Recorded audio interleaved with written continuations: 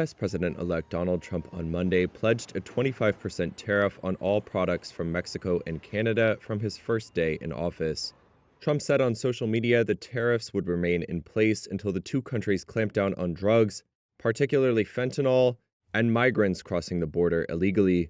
The threatened new tariff would appear to violate the terms of the U.S.-Mexico-Canada Agreement on Trade, which took effect in 2020 after Trump signed it into law.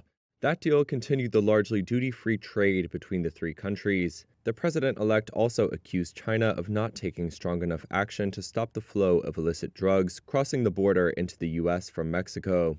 He said his government would impose an additional 10% tariff on goods from the country as a result.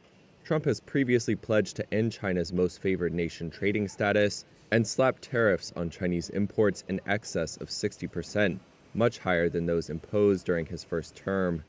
In response, the Chinese embassy in Washington said, quote, "No one will win a trade war or a tariff war." Mexico described the current trade deal as a, quote, "framework for certainty for investors," and there was no immediate comment from Canada.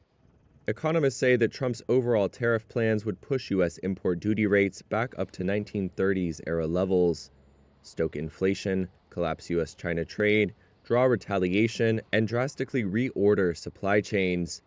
They say tariffs are paid by the companies that import the products subject to the duties, and they either pass on the cost to consumers or accept lower profits.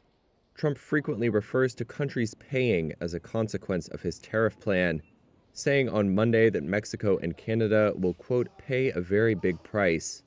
In 2023, the U.S. accounted for 75% or more of the two countries' exports.